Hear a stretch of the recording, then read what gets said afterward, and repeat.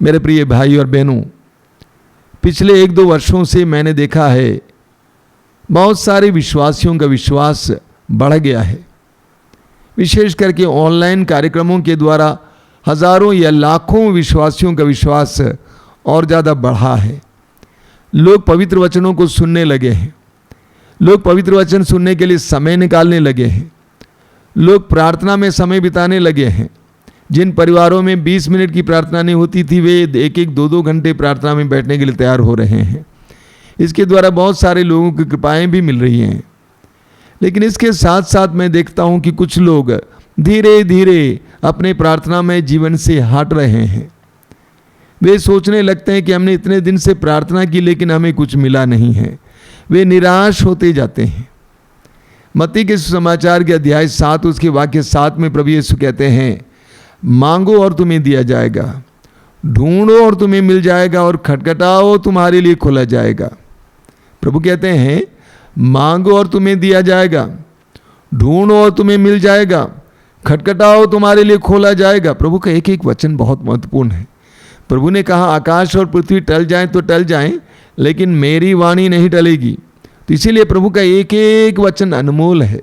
प्रभु कहते हैं खटखटाओ और तुम्हारे लिए खोला जाएगा, खटखटाओ और तुम्हारे लिए खोला जाएगा। प्रभु यीशु ने एक बहुत सुंदर उदाहरण इसके लिए लूकस के सुसमाचार के अध्याय 18 उसके वाक्य 2 से 5 तक दिया है। मैं आपके लिए उसको पढ़ के सुनाना चाहता हूँ। वचन में लिखा हुआ है, किसी नगर में एक न्याय करता था जो ना तो ईश्वर से डरता और न किसी की परवाह करता था। उसी नगर में एक विधवा थी। वह उसके पास आकर कहा करती थी, मेरे मुद्दे के विरुद्ध मुझे न्याय दिलाइए। बहुत समय तक वह अस्वीकार करता रहा। बाद में उसने मन ही मन ये कहा, मैं न तो ईश्वर से डरता और न किसी की परवाह करता हूँ, किंतु ये विधवा मुझे तंग करती है, इसलिए मैं उसके लिए न्याय की व्यवस्था करूँगा, जिससे वो बार बार आकर मेरी नाक में दम न करती रहे। एक सुंदर दृष्टांत है। एक शहर में एक न्याय करता है जो न तो ईश्वर से डरता था और न किसी की परवाह करता था। उसी नगर में एक विधवा थी, कमजोर नारी, जिसका कोई विशेष सहारा नहीं था। वह उसके पास आकर कहा करती थी कि मुझे न्याय दिलाइए। वो बार बार आकर कहा करती थी, मुझे न्याय दिलाइए, मुझे न्याय दिलाइए। और वो न्यायाधीश, हालांकि वो अन्यायी था, उसे न्याय दिलाता है। एक जबरदस्त दृष्टांत है। जरा हम उस परिस्थिति का वर्णन देखेंगे। वहां पे लिखा हुआ है उस न्यायकर्ता के बारे में, वो ना तो ईश्वर से डरता था और न किसी की परवाह करता था। वो निकम्मा था, उद्दंड था, निरंकुश था, किसी से डरता नहीं था। इसके बावजूद वो विधवा बार बार जाकर उसके दरवाजे पे दस्तक देती थी। वो उद्दंड था, निकम्मा था, अन्यायी था, निरंकुश था। इसके बावजूद वो जाकर उसके दरवाजे पर दस्तक देती थी। क्यों? वो जानती थी कि ये न्याय नहीं करेगा, अपने से न्याय नहीं कर सकता है, लेकिन वह अपने ईश्वर पर भरोसा रखती थी। ये अन्यायी है, उद्दंड है, निकम्मा है, लेकिन मेरे ईश्वर के लिए कुछ भी असंभव नहीं है। वो ईश्वर पर भरोसा रखती थी कि ईश्वर इस निकम्मे को न्याय देने के लिए मजबूर करेगा।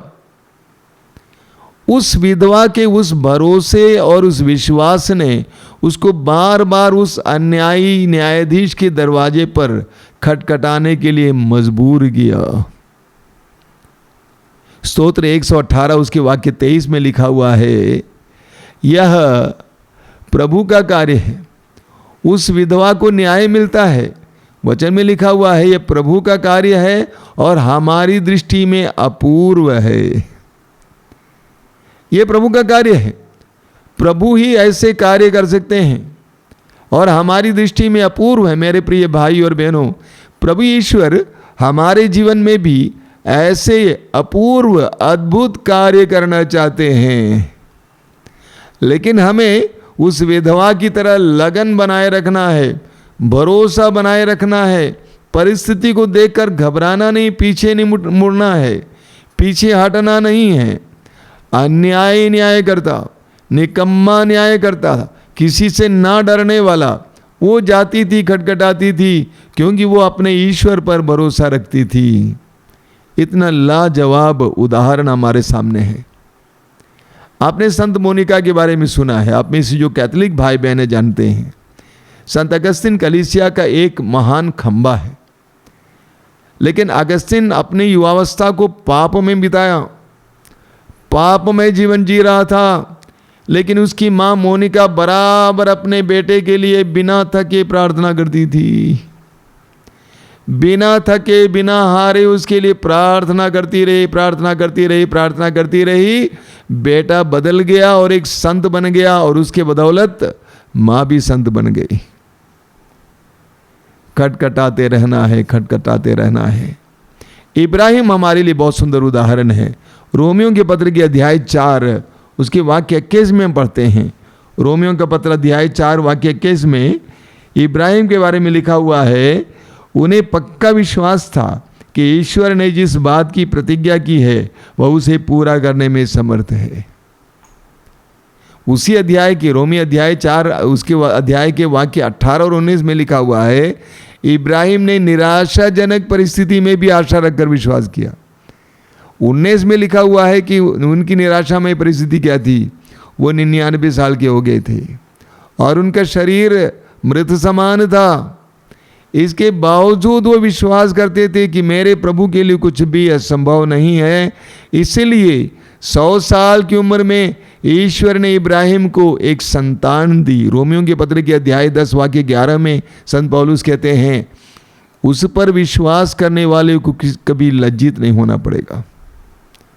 जो प्रभु पर विश्वास करता है उसे कभी लज्जित नहीं होना पड़ेगा। बार बार लोगों से मैं यही कहा करता हूँ, विशेष करके जो विश्वासी हैं, अच्छे लोग हैं, उनके जीवन में प्रभु के अनुग्रह दिखाई नहीं देते हैं, तो मैं उनसे एक बात कहता हूँ, जो प्रभु पर भरोसा रखता है उसे कभी लज्जित नहीं होना पड़ेगा।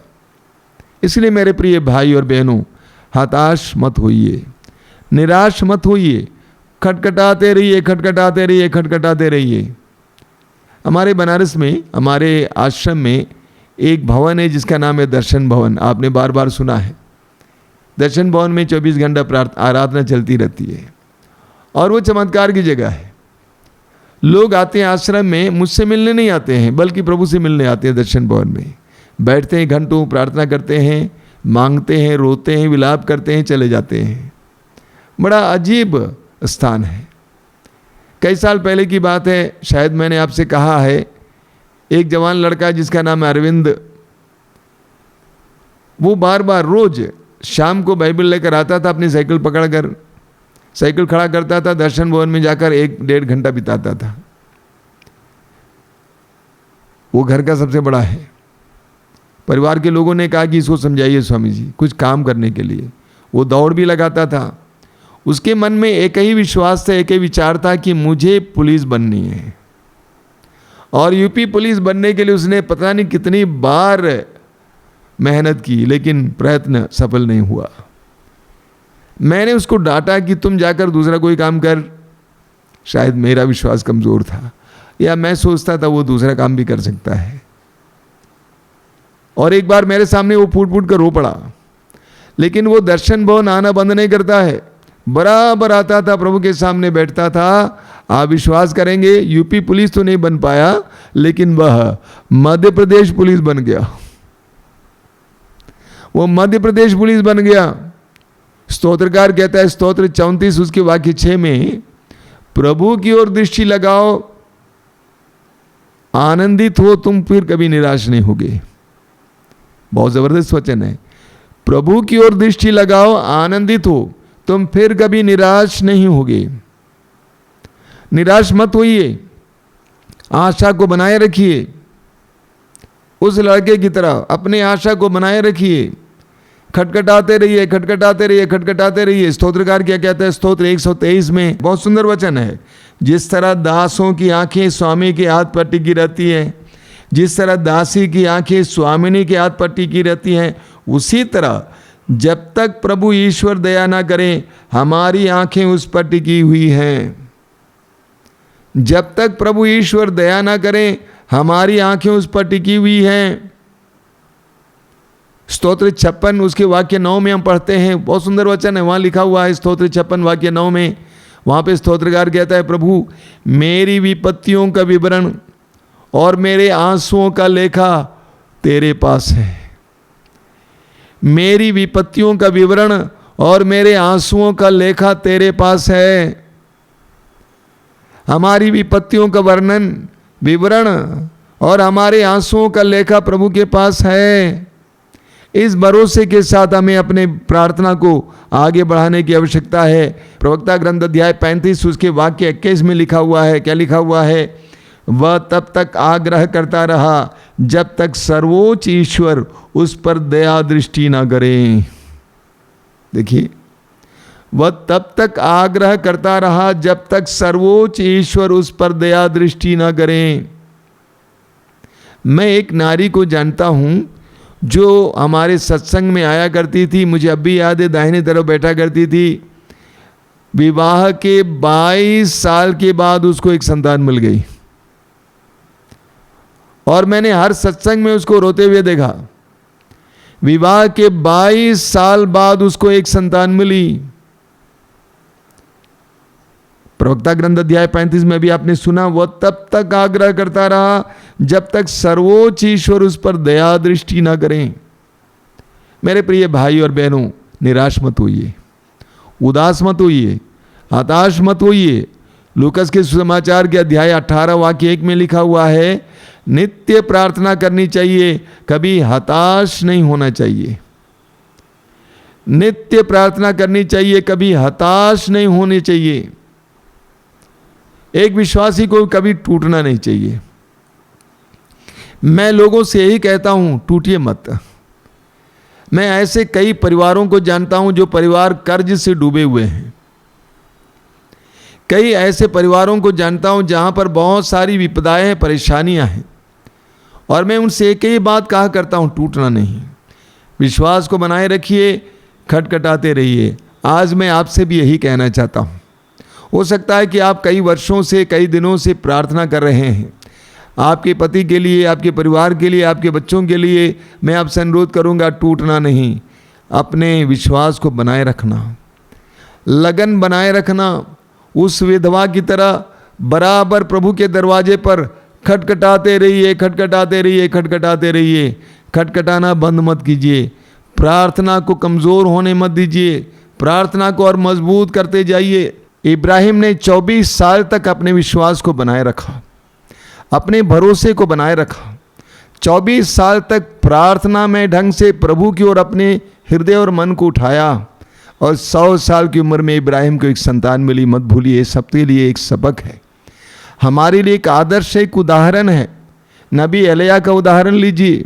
नबी एलिया कार्मल पर्वत पर, पहाड़ पर चढ़कर प्रार्थना में लीन है। इस्राएल पर वृष्टि भेजने के लिए अपने सृष्टिकर्ता परमेश्वर को पुकार रहे हैं, गिड़गिड़ाते हुए प्रार्थना करते हैं।